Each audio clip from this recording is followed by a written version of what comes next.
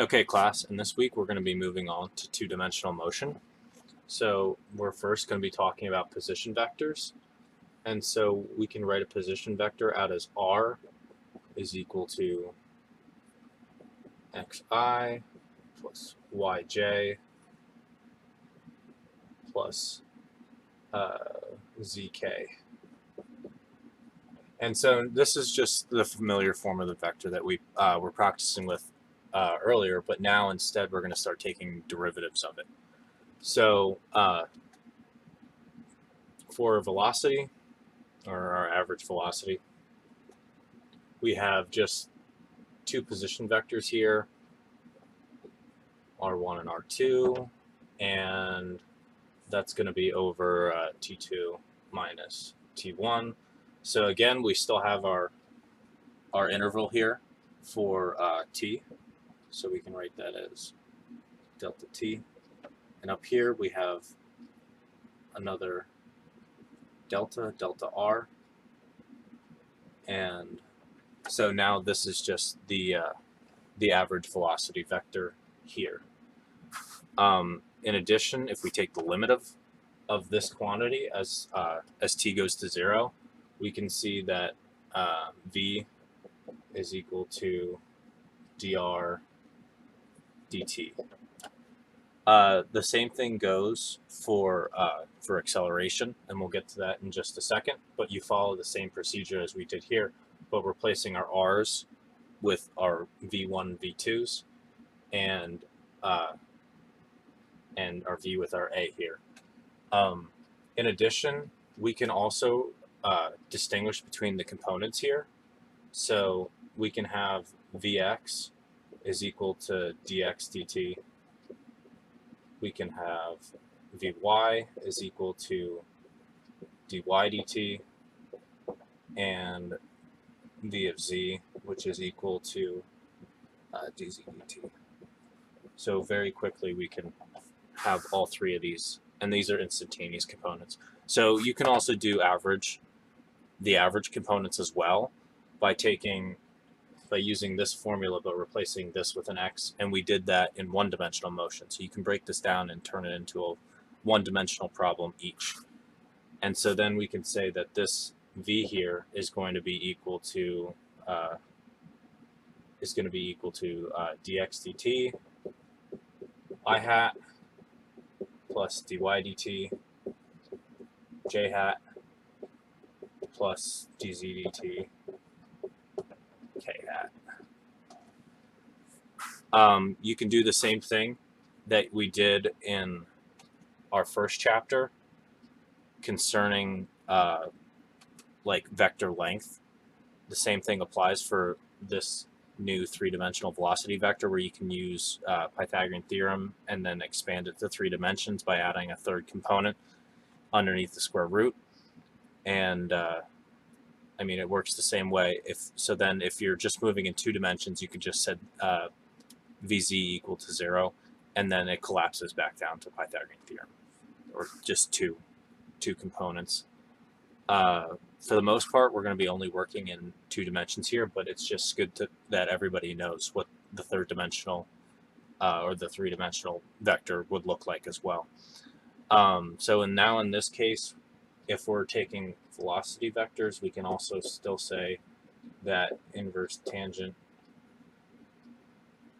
or we can say that theta is equal to inverse tangent of vy over vx. And so now we're going to do a couple examples where we break down a velocity vector in a projectile motion. And I've already went over that you can expand this to a. And a follows all the same rules here as well. So this could be ax, and this will be dvx dt. And then same thing can be expanded. So this will be ay. This would be dvy dt. Az is equal to dvz dt. And then you can sum it back together like this. So it's just the same process. We're just gonna repeat it again to find acceleration vectors. And let's go down. And so now when you're talking about kinematics in two directions, what we can end up doing is we can apply our kinematic equations, but then treat each dimension separately. So we can just start substituting in v0 x's, v0 y's. So if we have some projectile motion problem here, and we're going to say that this is from ground level, from the origin, and say we have a cannon that's aimed up in the air, and the cannon ejects out some projectile with some mass, and we'll get to mass in later chapters, but it has a v0, so we're giving it an initial velocity, and it's projected out at an angle theta, and it follows some flight path here. So a couple quick things to note as we've drawn out this problem. The v0 that this, or the v that strikes, or the velocity of this object as it hits the ground over here at this point is going to be equal and opposite to the vector over here. So it's going to have an equal magnitude and an opposite theta. So theta down here is going to be the same as here, but it's going to be on the inside here. So basically what this is saying is that, so when we break down this velocity vector here, it's going to have some Vy and some Vx. So now we're going to be neglecting air resistance here, for now anyway. And so as this projectile travels in this x direction here, it's going to maintain a constant velocity because there's no drag force. So there's not going to be anything pushing back on it, so its velocity is not going to change at all. So Vx is going to be equal to a constant. But Vy is going to change. So Vy will be varied over time. So one thing that you can do is, once you break down this initial velocity vector, once you break it down into its components, you can say, all right, well, Vx is constant, so we can get the distance or its range by just saying d is equal to Vxt. And our time can be salvaged from the formulas that we used before in our one-dimensional class. So basically, this problem breaks down into two different problems. It breaks down into the car problem that we did before. So if a car has some velocity and it maintains that over a certain time, how far is it going to go? And so that's the one-dimensional x problem. And then it also breaks down in the y dimension. It breaks down to when we threw the ball up in the air and threw it back down. So it's actually just a combination of the two problems. So we can take our kinematic equations from before and apply them in this combined problem. So we're not doing anything differently. We're just using two different problems in conjunction with each other. So these problems are just dependent on each other. And so that's one big takeaway from projectile motion that we're going to make sure that everybody knows. So first things first is, let's break down this velocity vector into its components, and then we'll go from there. So we have this vector, right, of v naught, and we have the angle that it's ejected at.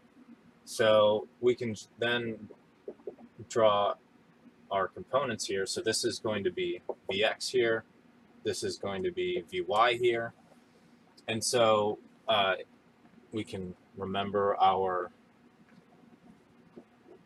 little acronym, I guess, or a memory device for our trigonomic functions, and then we can start deriving the components here. So we can say that, all right, well, this is going to be our adjacent, this is going to be our opposite here.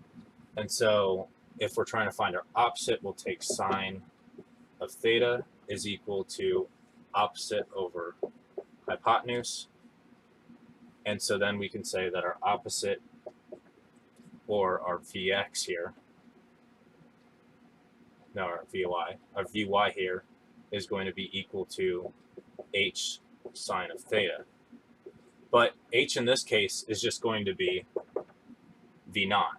So we can just change that and say that this is going to be equal to V naught. And then we can do the same thing with our adjacent here, and it follows the same exact process as before, where Vx is equal to V naught cosine of theta. So, and this is just the magnitude. So we can take off our vectors, and we can, or no, we can leave them on, but we just need to put our absolute value signs over it. So we know that we're actually talking about the magnitude, and this is the direction associated with it. So from here now we have our Vx and our Vy. And I'll give some numbers later to give a little more context. But so a couple of questions that are very, very, that are critical here are so how high is the peak? So we can say y peak or yp. And we know that y is equal to 0 at the end, y is equal to 0 here, x is equal to 0 here, and we have an xf here that we're also probably going to want to try to find, because these are all relevant questions. So another thing that usually gets asked is how long does it take, or how much time does it take for this this is not 0, we're going to put a question mark here. How long does it take for it to get to this position, and how long does it take to reach the peak? And one thing that you can immediately, we're going to say TP and TF here. So time final, time to the peak. So one thing that we can immediately deduce is that if you split this in half, this is going to be the x position of your peak. And so right now we can say that TP is equal to 1/2 TF. So if you find your peak time, you can immediately find the time it takes to get to finish or to hit the ground again. So immediately we can just start solving for our peak stuff, and that will yield, or our peak quantities, and that will yield some insights on how to solve the full problem. So basically what we're going to start doing is we're going to start working on that problem where we went up and then we went down with our ball, we threw it up in the air. So if we solve that problem first, that will be able to give us the time it takes for our car to go a certain distance. So we're just going to apply some of the numbers we get from this problem to this problem. And if you don't know what I'm referring to, please go back and watch those videos, because we did discuss both these problems. So yeah, we've got a lot of the stuff that we have, or that we need here, in order to start using some of our kinematic equations in order to go through and solve this problem. So why don't we get started with that? So now everybody has these diagrams in their notes, and we can start working on this. So we're going to go over some of our kinematic equations, and now let's see what we got. So we have our we're going to rename this XF here, and we're going to remember that Vy. We're going to remember that V is equal to, here you go, I'll put the Y's on in a little bit, so save some space. But we have Vy is equal to V naught minus GT, but then we can add our Y's on it because we're specifying which coordinate axes we're working with. And so we have our, we're going to actually specify this. This is Vy naught. And we can leave Vx there because Vx is going to be constant. So we can just leave that. But Vy naught is this quantity here. And so we know what G is, and there's one thing that we do know about the peak. At the peak, we do know that Vy is equal to 0. So now in this case, we can say that when this is equal to 0, that Vy or V naught y is equal to GT. And so then we can say that T is equal to V naught y, or I'm sorry, I'm just mixing up how I'm saying it, but you guys get the point. And so we can then say that T is equal to, we can just start plugging this in, magnitude of V naught sine theta all over G. So we can already see that all of these equations do not depend on mass at all. So you could be ejecting a cannonball or a tennis ball. It's not going to matter. It's going to matter when we get to drag force parts of this parts of the course. I think we touch on it slightly, but other than that, once we have this time, we can start doing other stuff with it. So, well, we've already derived how to get it. So now we can use we have the time to the peak. So now in order to get TF, we know that TF is just 2 times the time to the peak. And so then we can say that this TF is equal to 2 V naught sine theta. And so we've already derived how to get how far this ball goes, because we just need to say that XF is going to be equal to Vx, which we've found. So let's plug that in. And so that'll give us V naught cosine theta all over G times T, or TF, which is going to be equal to 2 V naught sine theta over G.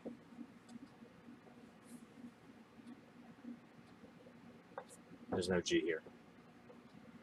Excuse me.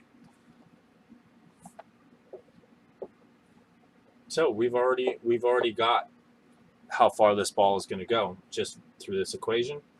And so now let's check our units.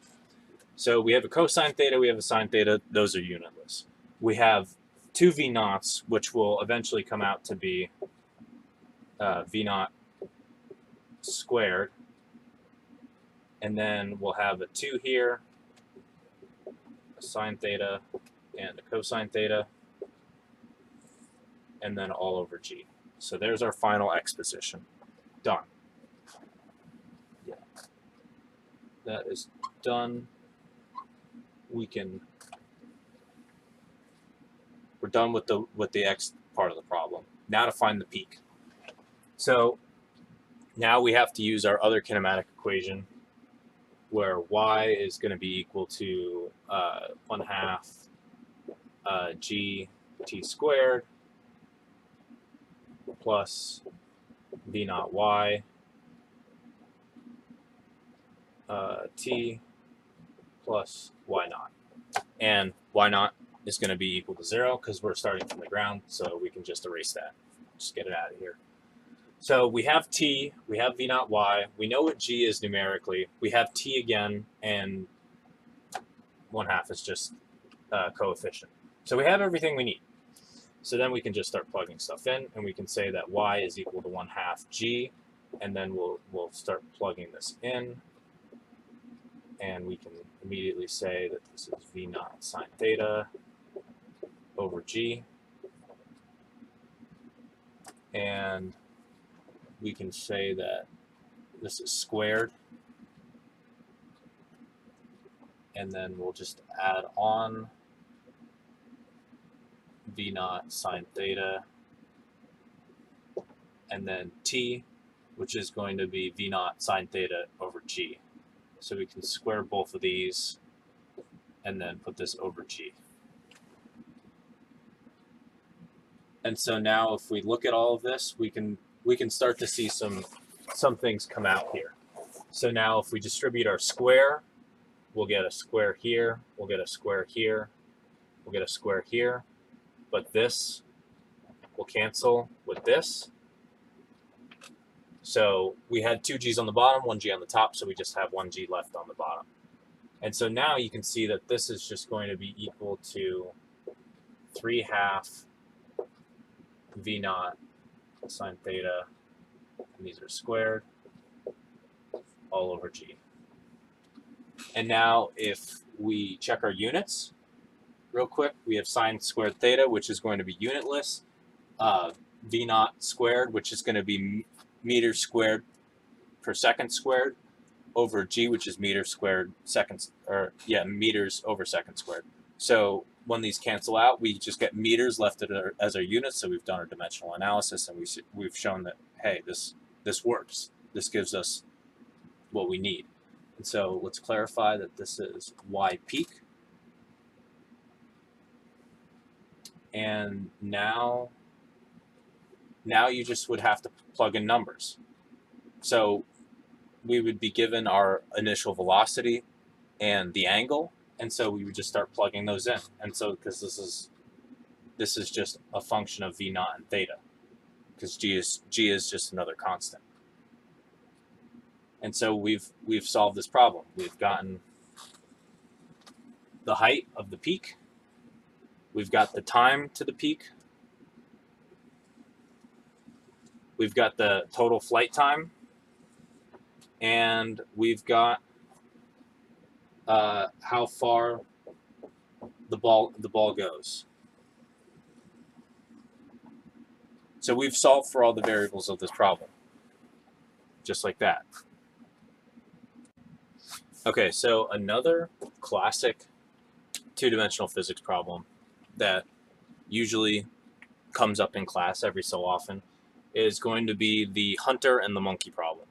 Now, in this problem, you have a hunter who is aiming a dart gun at a monkey. And so let's draw this out. So we have our coordinate axes here, and we have our hunter here. And so he's going to be right here, and he has like a blow dart gun. And so there's going to be some sort of tree here.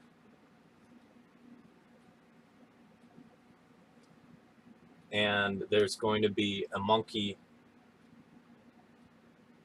just holding on to this branch right here.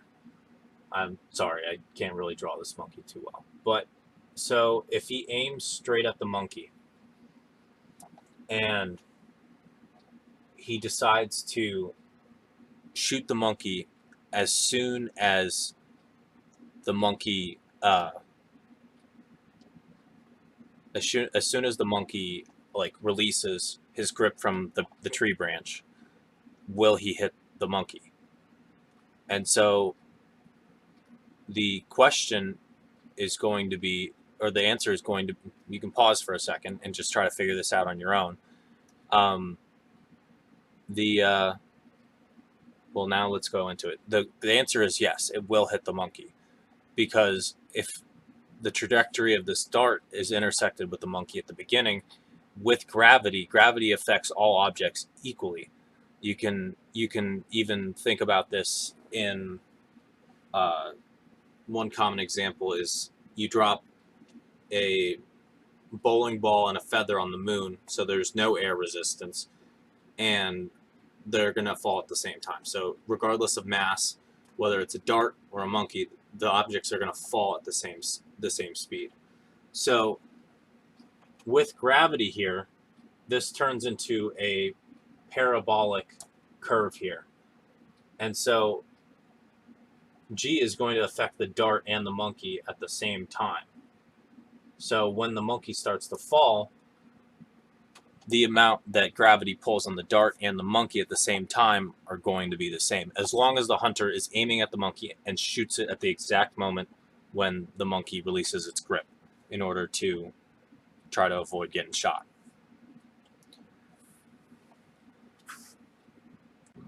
Another thing that should usually be touched on in projectile motion is the question of what is the optimum angle that gives you the max amount of distance if you're firing a projectile. And the answer is going to be about 45 degrees. This is obviously neglecting air resistance. With air resistance, sometimes it's better to give it a slightly lower angle, because the longer it's in the air, the longer air resistance is going to affect it.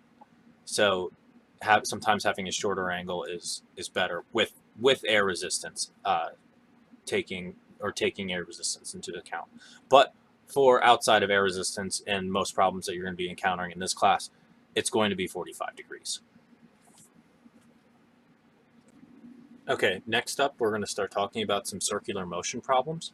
And so I'm just going to describe this diagram that I have up here real quick. So we have our origin here at the center. We have two equal length R's here, and we have the separation distance between them, delta S. Both these R's point towards P1 and P2. They're the same distance away. So now these two triangles, if we take another triangle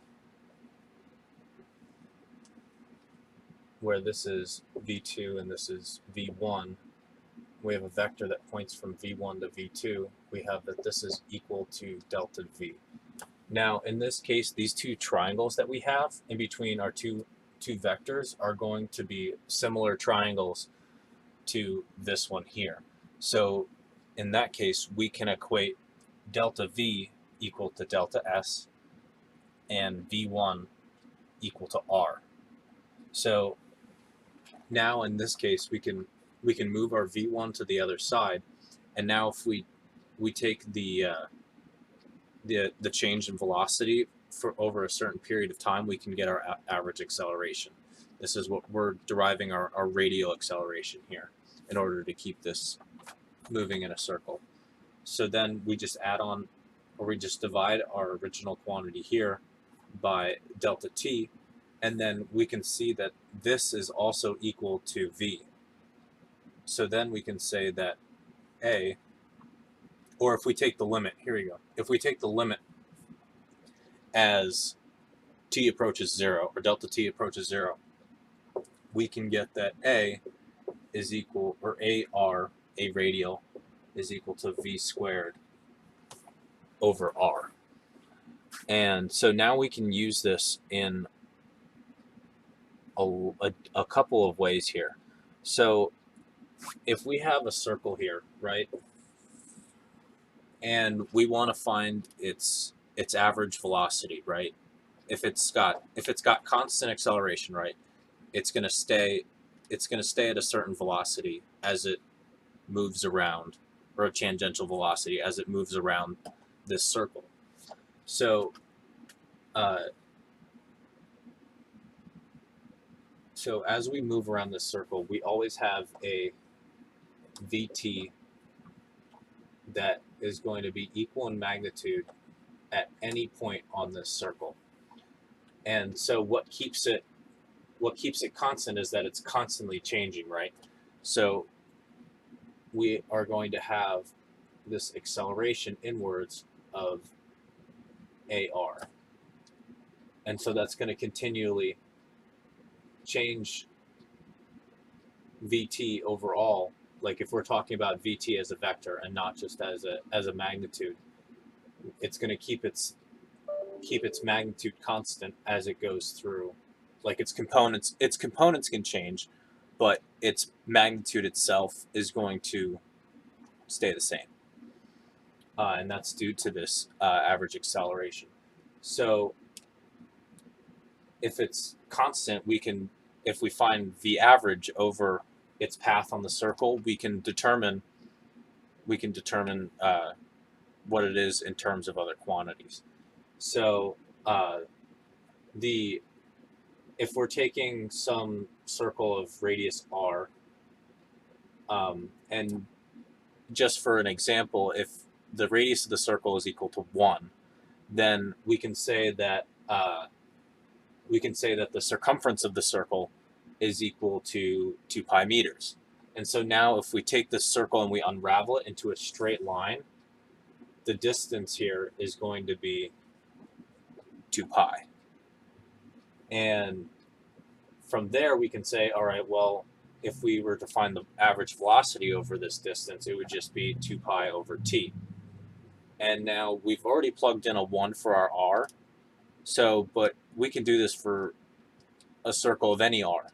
So if we add back the r in there, we will get our v of any circle.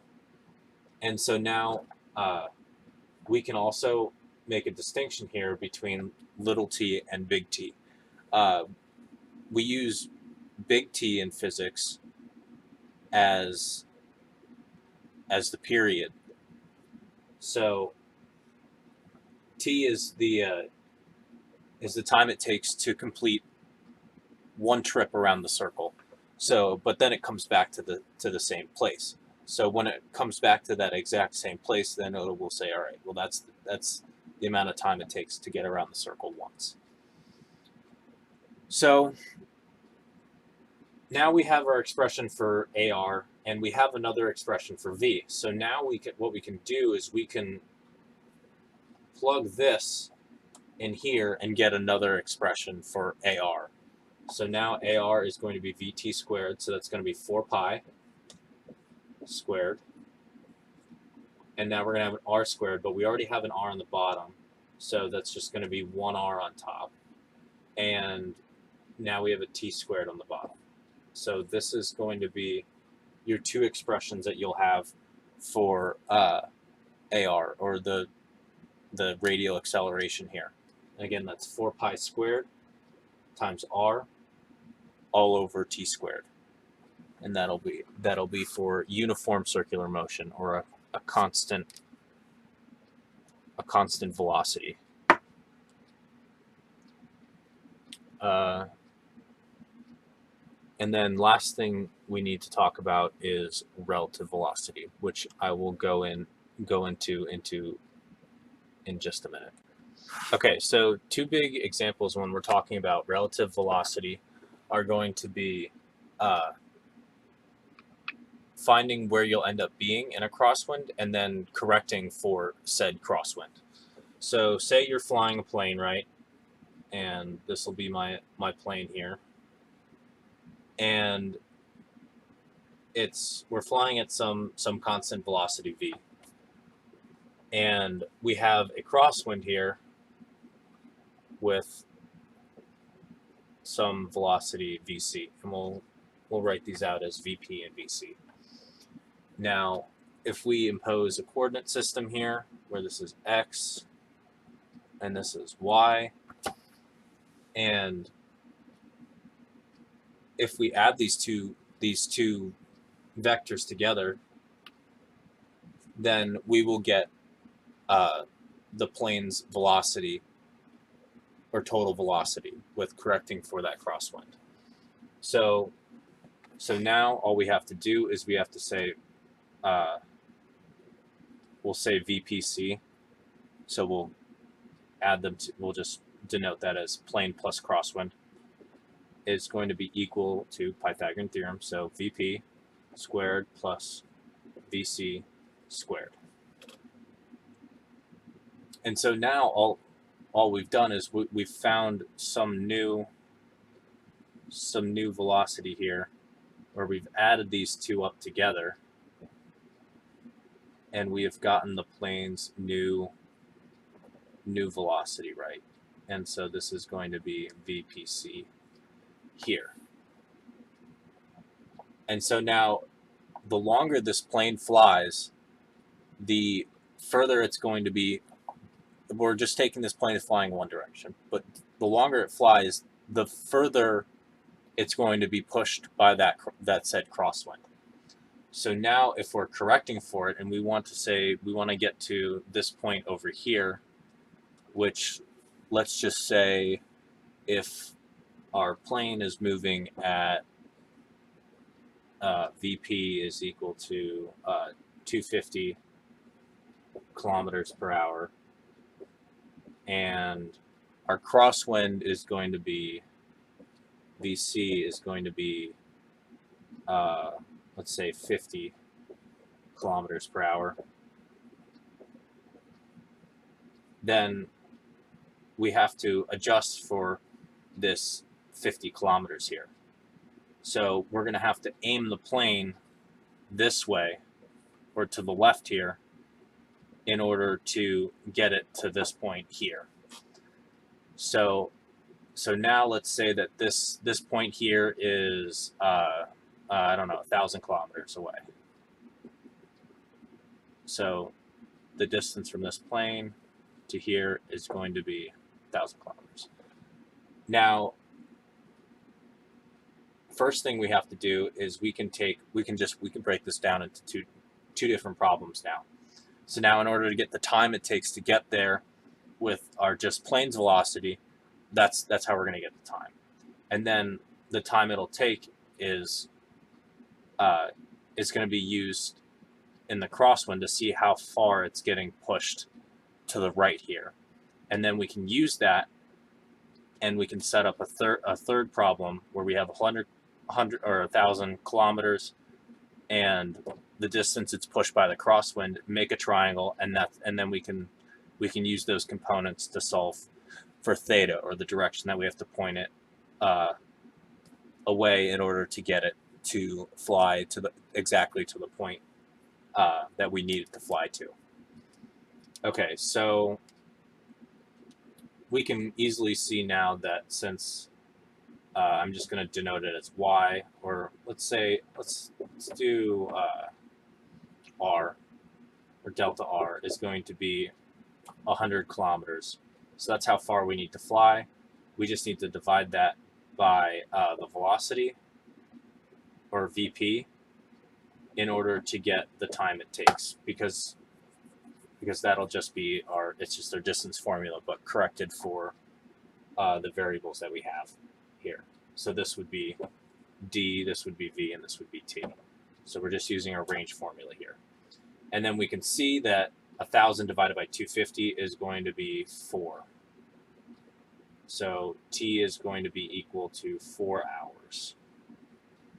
And now we take 4 hours, multiply it by 50, and that's going to give us 200 kilometers. So then we can say that RC, which is the distance it's pushed by the crosswind, is going to be equal to 200 kilometers. And then we'd set up our triangle. So we have 1,000 kilometers here, and we have 200 kilometers here, and this is the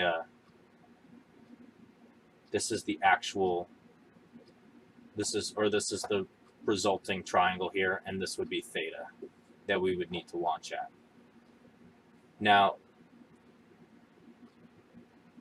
all we have to do here is we have to take, so this is our theta, this is going to be our adjacent, this is going to be our opposite. So then we just need to take inverse tangent of opposite over adjacent, so 200 kilometers over 1,000 kilometers. And we can simplify this. So, and this will just be the inverse tangent of 1/5. And so now if we plug that into our calculator, we can just get what theta actually is.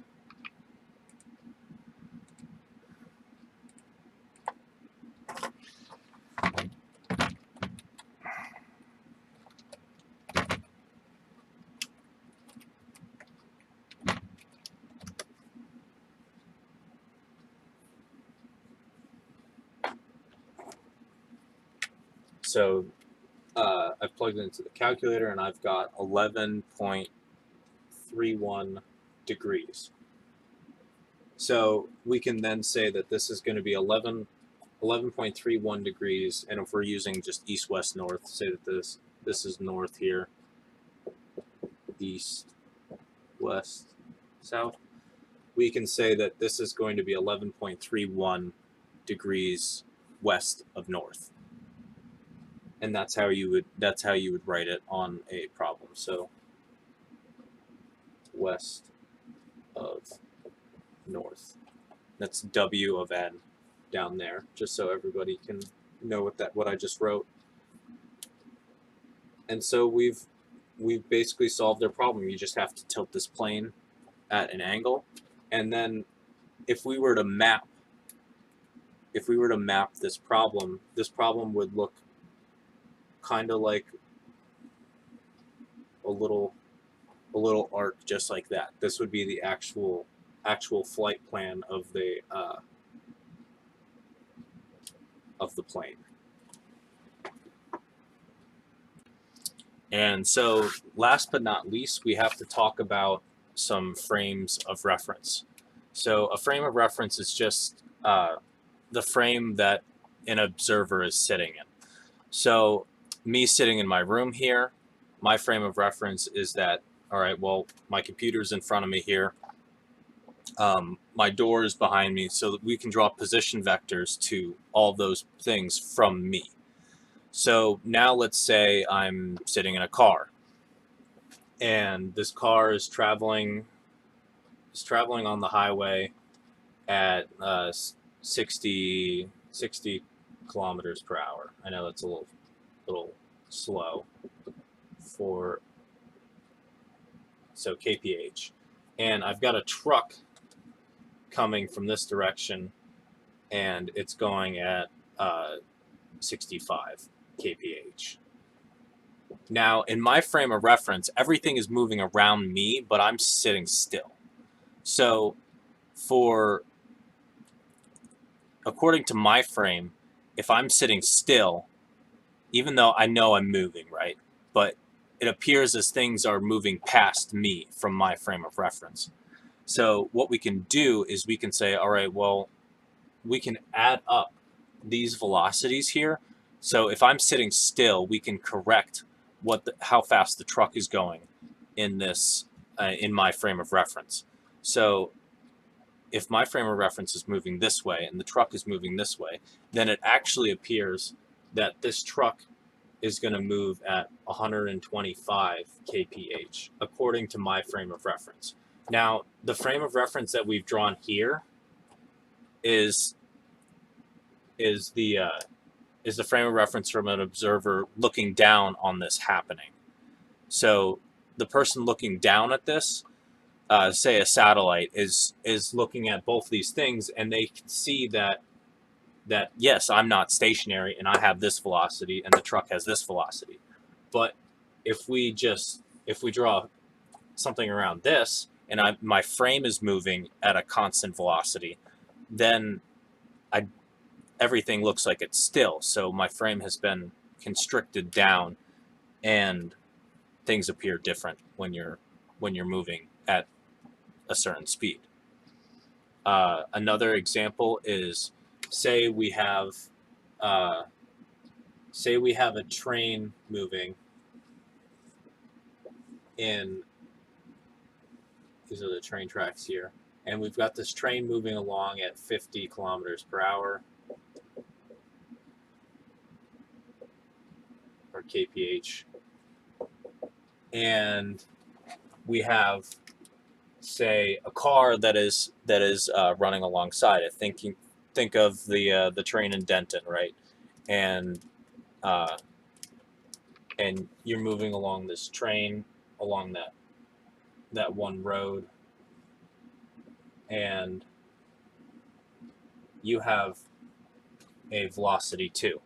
Now, since your frame is moving, say we're going at 60, we're slightly outpacing this train. From from our perspective, from our stationary perspective, it looks like the train is going backwards. If we freeze frame, like it appears like it's going backwards, and so then it appears from our frame of reference that is moving, that this train is moving this way at 10 kph. And this is probably more or better represented. So say we have, instead we're moving at 40 and the train is slightly outpacing us. At our stationary frame of reference, this train now looks like it's only moving it's moving at a slower speed if you're driving right alongside it. And so then it looks like it's only moving at 10 kilometers per hour. So the direction or these directions do matter here. And let me think if I have anything else to say on that. So just like we looked at the plane problem, you can look at these relative velocities in two dimensions, and some less potent results are yielded from those equations.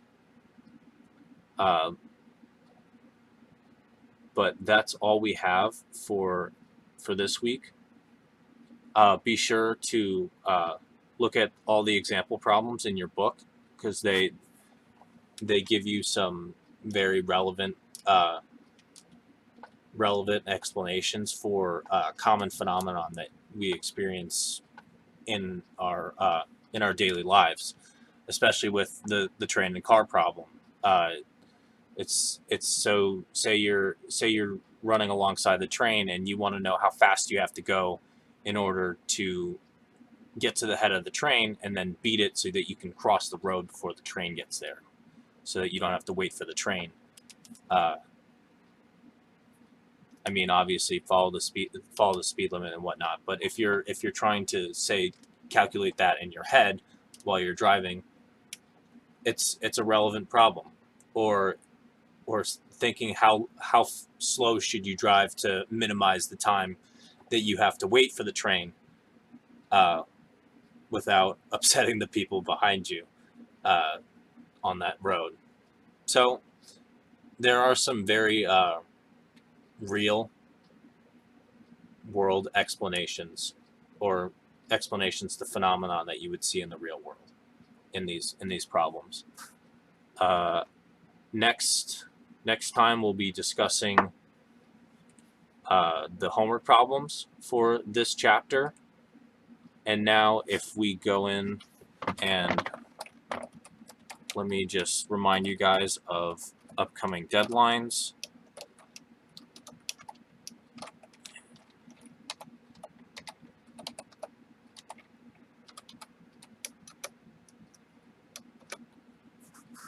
So coming up, you guys have your third real homework assignment, and that is